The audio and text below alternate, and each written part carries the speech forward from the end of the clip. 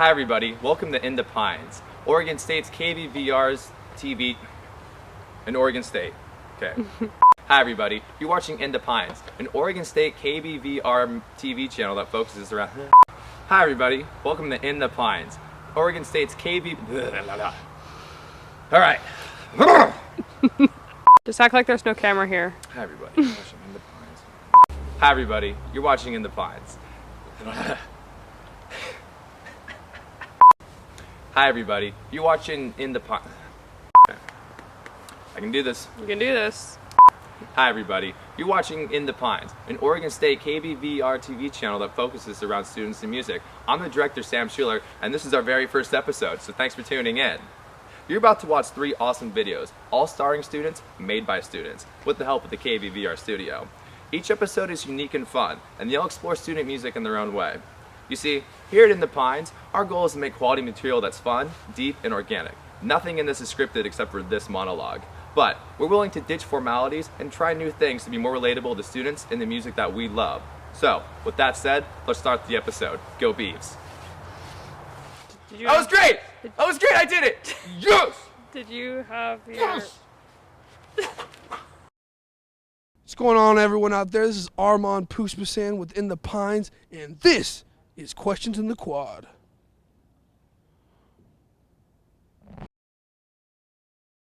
Hey, what's up? Do you have a moment to talk about music real quick? I have to do a survey, sorry. That's all good. Hello. Quick question, please. Real quick question. I know. That's the whole point. The whole point's about the music. Excuse me, sir.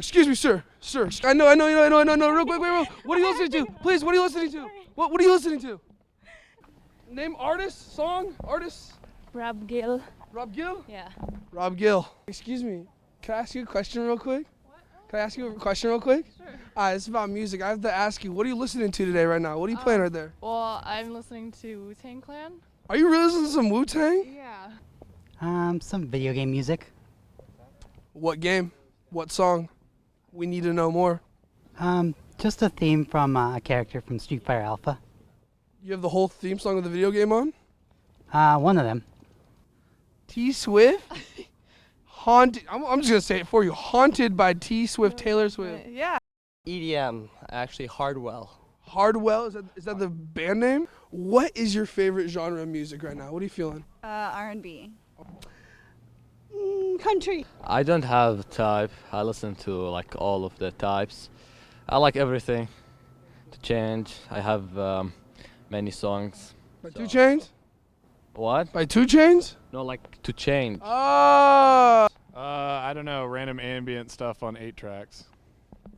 What does that mean? Rocking, rapping, jazz and hip hop, you know. What about you? This isn't about me, it's about you. Getting a little dark here though. You're on your deathbed. No, you're on your deathbed and you're about to die. You have 1 song to play before you go. What is the song you're gonna throw on?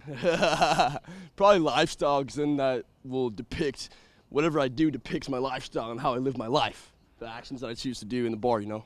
That's literally not a title of a song or an artist. One of Michael Jackson's songs. Gonna go with Rock Me Like a Hurricane.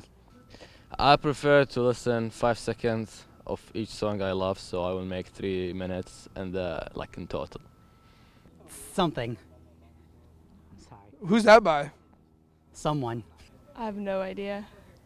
I can't think of anything. Silence. Silence. To die to. I don't know. Okay, I've always kind of like, as my coffin was going down in the ground or whatever, have like, I'm a boss ass bitch. Yeah, so I have that going on. No, that would work perfectly. I want that one on for my death too. Silence.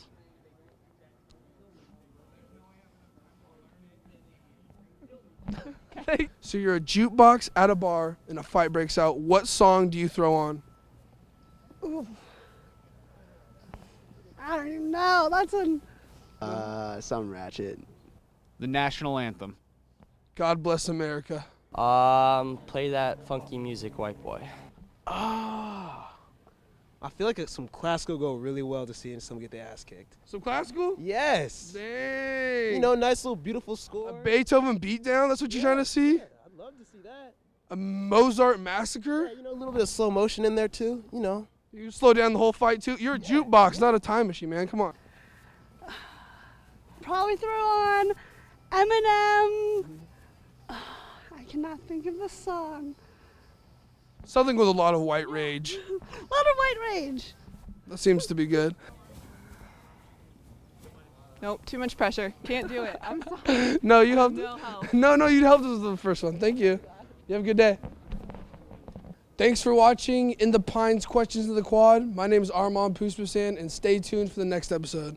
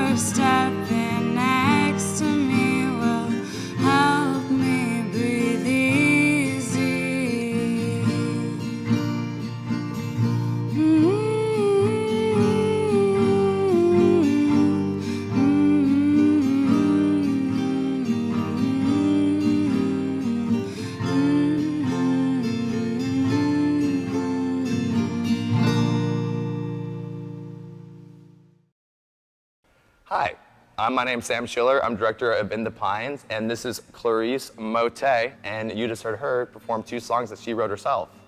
The first one was called Walking. And the second one was called With You. With You. All right, and what inspired those songs?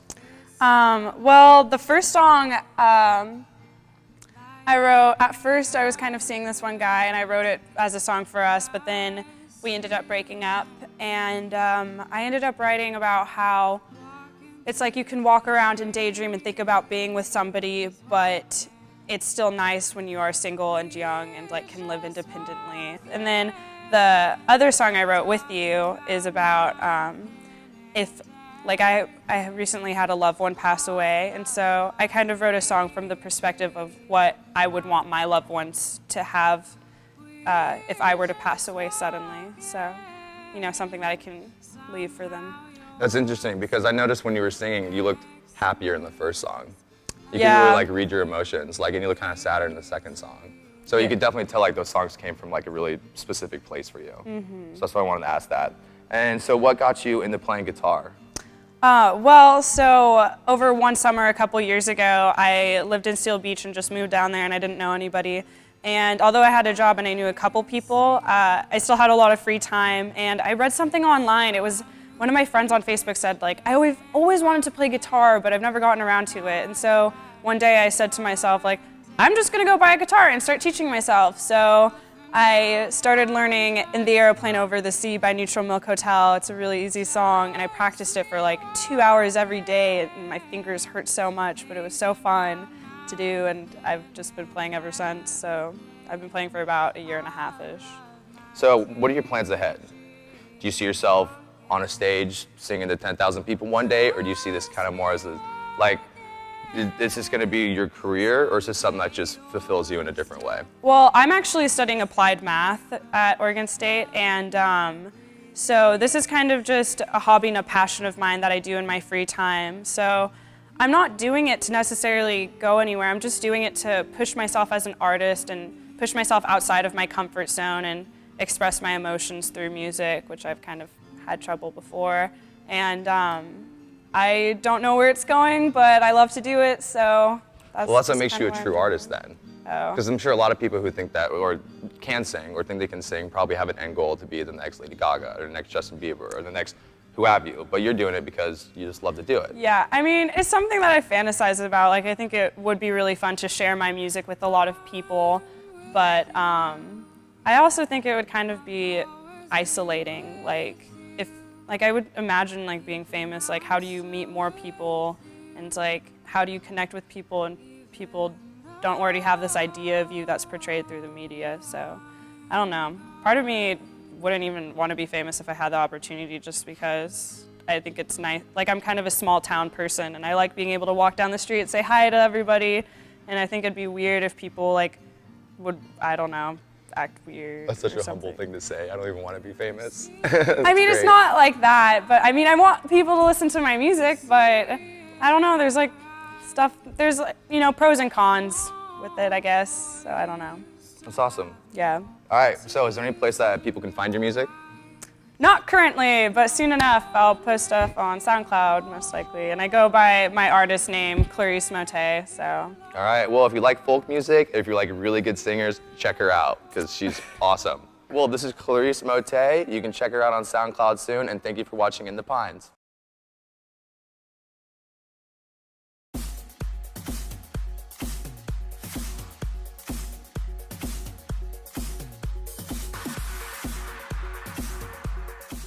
My name is Skeletor. I've been a DJ for the last 9 years of my life.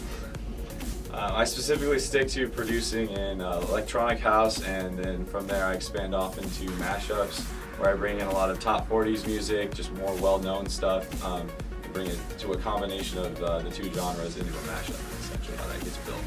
I was originally pulled onto it by a few artists, two in specific, Cap, Slap, and Blau.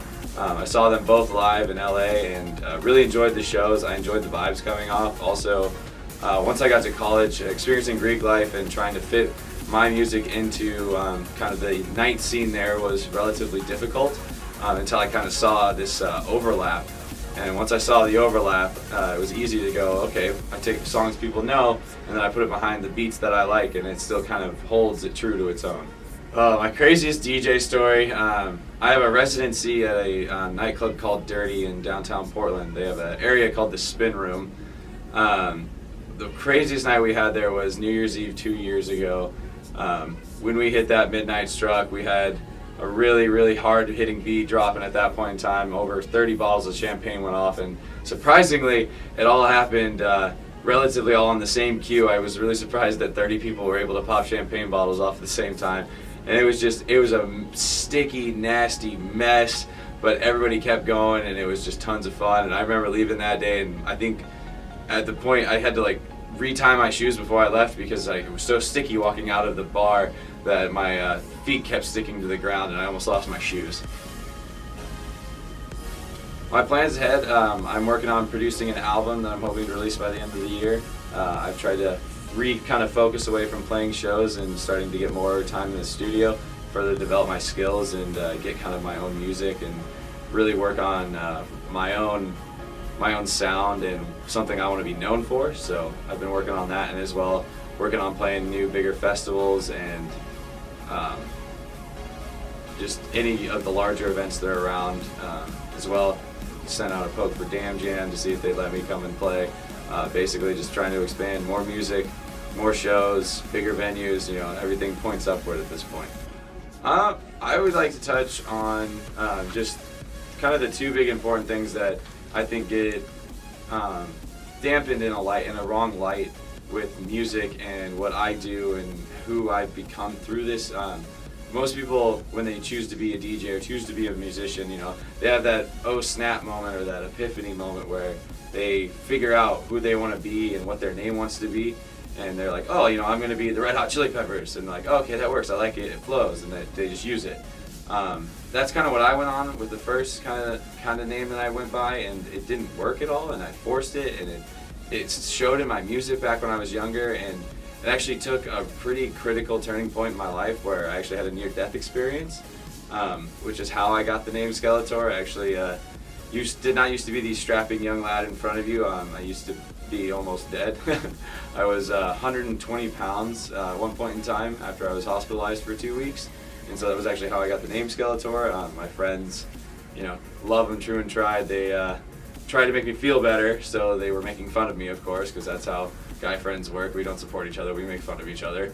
And so they started calling me Skeletor, and I just decided to stick with the name and kind of rebrand it, make my own logo with it, and stuck with it. And then I kind of realized a few months down the road, like, no, this actually makes sense. Like, it's a rebirthing. Like, I changed my music style then, I changed my direction with it, I changed my goals, everything.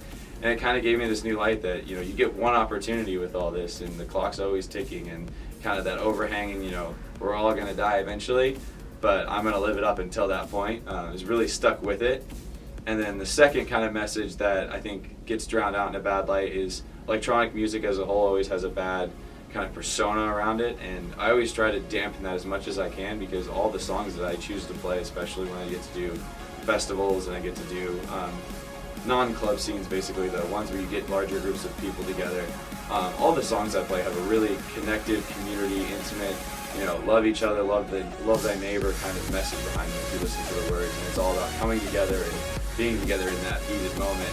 And so those are kind of the two messages, the living it up before you get too old not to anymore, and then just the connectedness and the community that I like to spread with the idea behind my music. So you can find me on SoundCloud, it's Skeletor with a little comma, and then Oregon, just the O-R. As well, I'm on Mixcloud. I'm the only Skeletor on Mixcloud, so I'm there. All my long mixes get posted up there. I also have a Twitter page and an Instagram you can follow, as well as a Facebook page where all of the events and stuff get posted, as well as photos from events and different mixes. And sometimes when I'm feeling lonely, I post things that get people riled up, so I get responses, but it's all in good fun.